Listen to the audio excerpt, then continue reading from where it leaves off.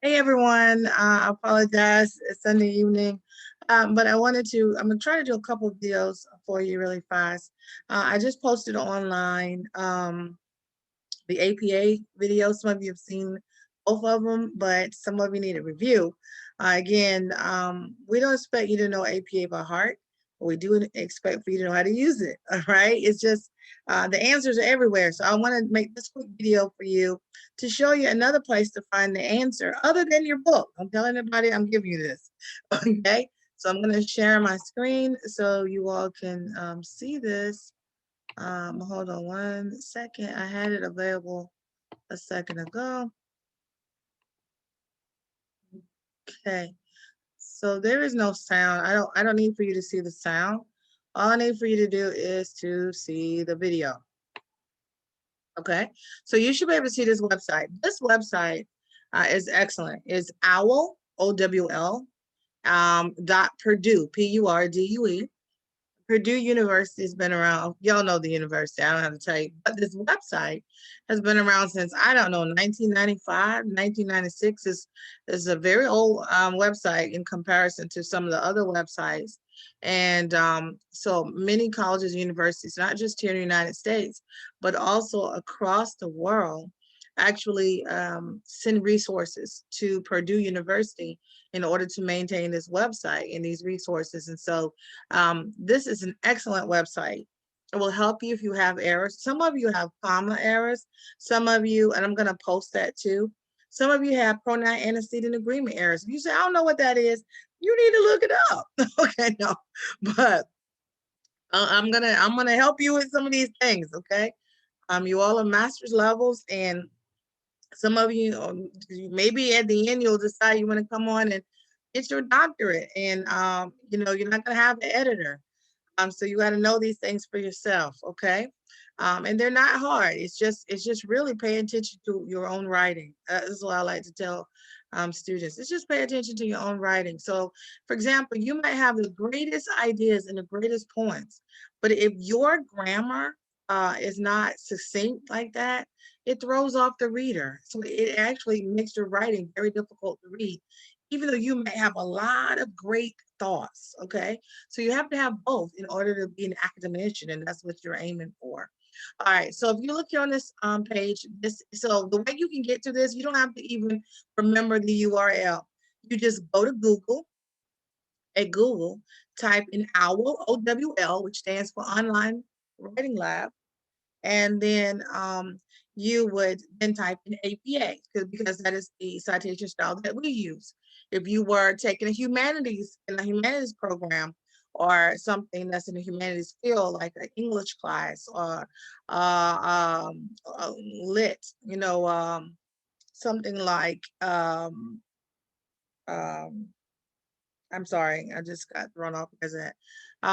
If you were taking like art history class, anything in the humanities, then you would use MLA. So I'm just going to tell you, some of you have been so incorrect. The last page of your document is the page you put all of your entries. Those are your bibliographic entries. When you're doing APA, that last page is titled references. If you were doing MLA, which are, again, those were the courses for the humanities field, your last page of your document will be called works cited. If you were doing Turabian Chicago, the last page is called bibliography. So you can't just decide you're going to name the page whatever you wish. It just doesn't work that way.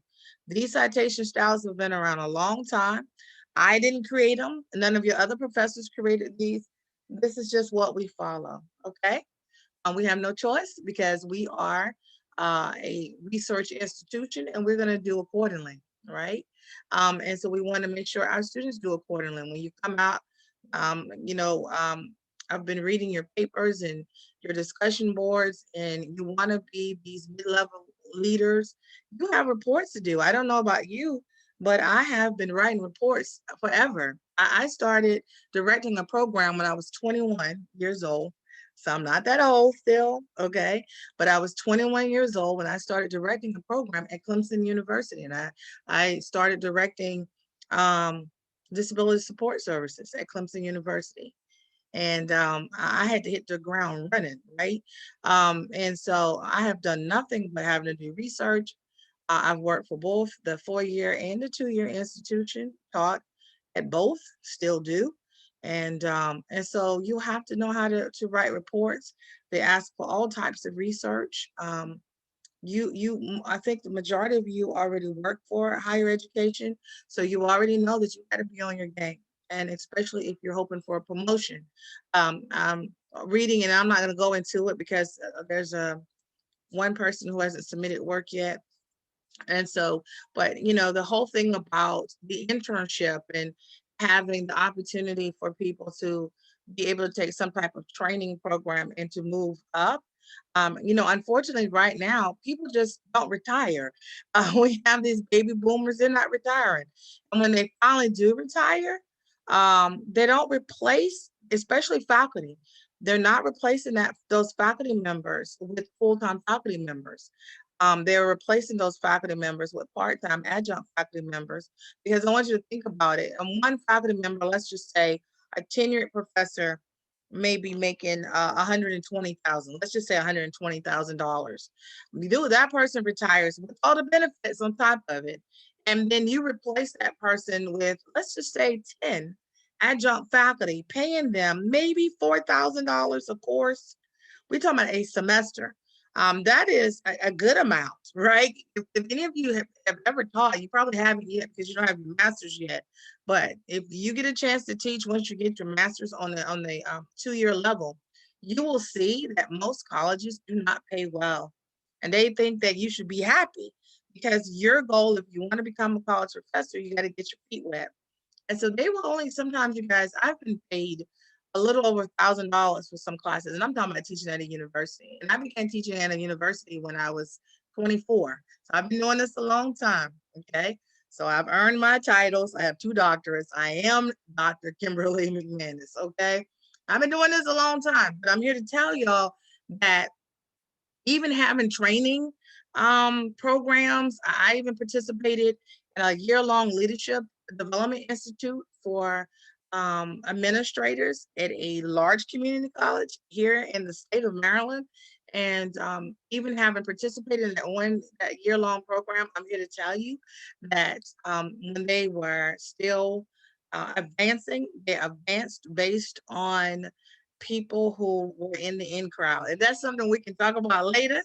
Uh, so text is great. It's great to read the text, but it's also great to know practical, to have that practical experience. And I'm glad that, like I said, I know the majority of you, and I know that you all are working in higher ed in some way, and you see what I'm saying is true. For those of you who are in the field, I'm not trying to discourage you, but I want you to go in with a realistic view. Okay. So that's the reason why you got to be on top of your game. You got to be on top of your game and being creative in your field. You got to be not only creative, you have to be a leader. You need to be able to stand out. So you're the one that will work the most if you are trying to move up, right? That's what you have to do. There's a person that I currently work with, not at Morgan, but at another one of my institutions. And she has a JD degree, which you all know is a Juris Doctorate. She's a lawyer, and she is a counselor at this university where I am. And when I had a conversation with her after she first began, um, I said, "So why did you come out of law?" And she said, "I just didn't have the mindset." She said, "I'm just telling you, I just lazy." That's exactly what she said to me. She said, "I'm just lazy." She said, "I just didn't have it." She said, "You have to do a lot in order to be one of those lawyers that make a lot of money." She said, "I didn't make much, and I didn't want to take those cases home with me, those files." She said, "I just didn't have it in me." And so she said, one day they presented me with this huge stack of files. And she said, "You know what? I'm going to lunch." And she said, "I never did go back." She quit just like that. She said, "I just didn't have it in me." And so it's the same for any position, no matter where you are. In order to move up, you have to show that you're the one, okay? And that the institution can trust you in these higher level positions, okay? So anyway, I just said all that to say you gotta know how to write, okay? And not just know how to put those ideas down, but you gotta know how to construct those ideas. So I wanted to show you this again. You can go to Google. On Google, you just type in OWL, OWL, which stands for Online Writing Lab. And then this is Purdue, for Purdue University, Purdue. You guys, they always update this website. So even if you lose your book, heaven forbid, you can always go to this website and they're going to have the information that you need for whichever citation style you're looking at.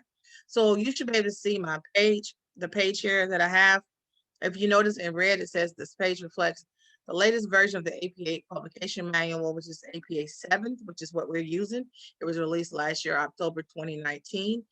There are some universities that are still using the 6th, but not Morgan. We are definitely using the 7th. Okay, so I'm going to just go through this and you can come back. It will give you overviews of everything you need. Now, they even have videos. Okay, now I want you to look over here in the left column.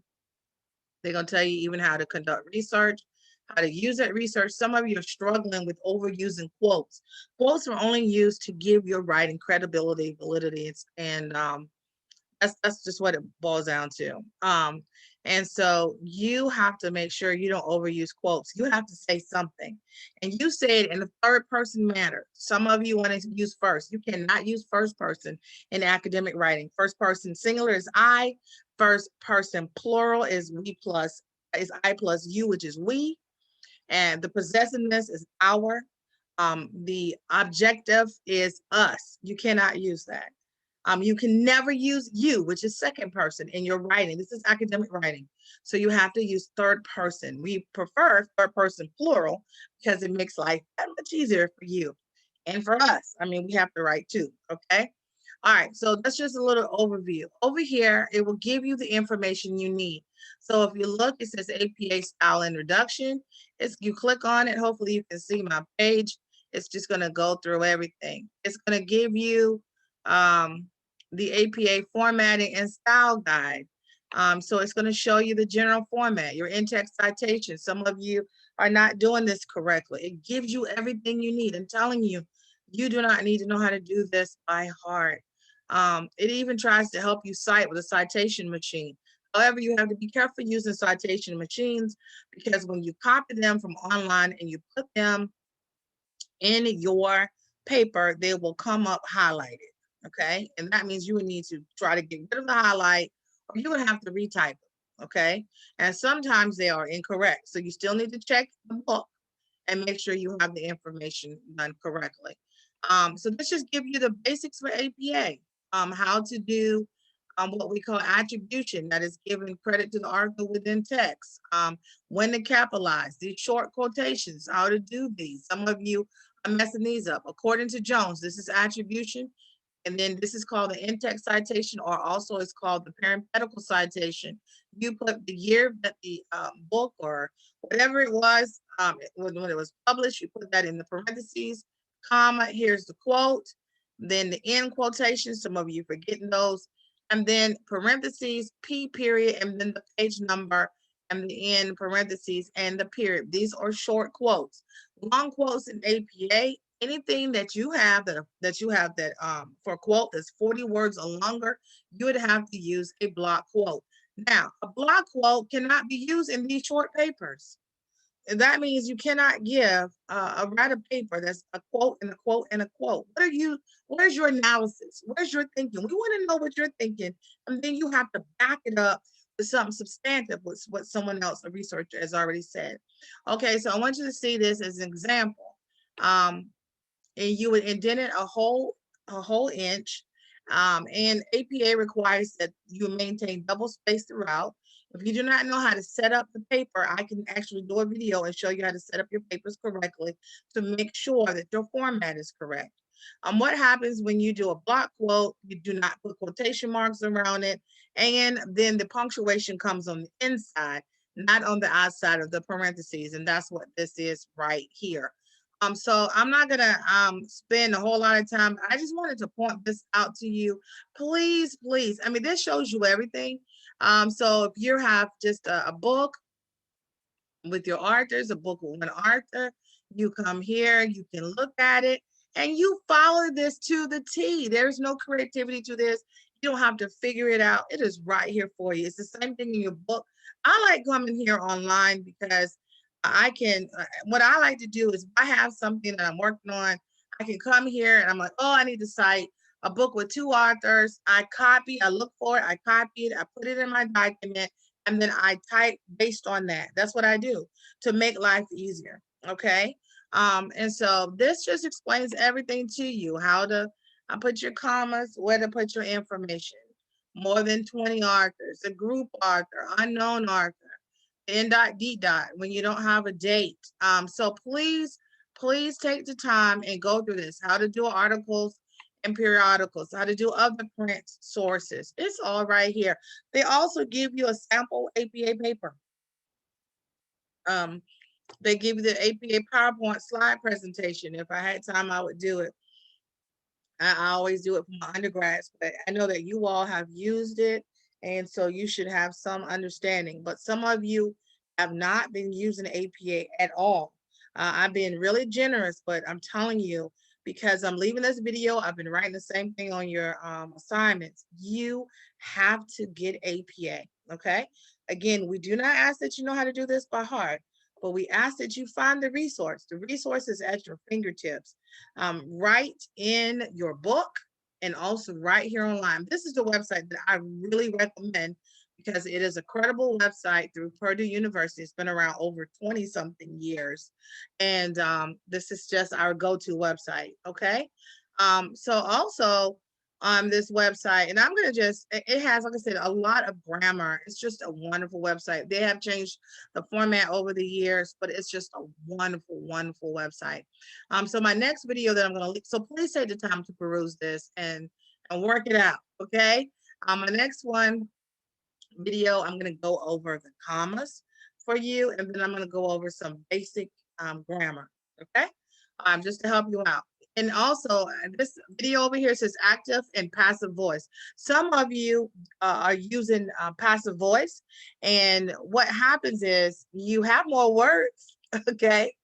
But you need to write using active voice. And so if you don't know what I'm talking about, then I need for you, there's a video over here that says active and passive voice. I need for you to review it, okay? All right, so I'm gonna hush and then I will do another video for you in a little bit about commas.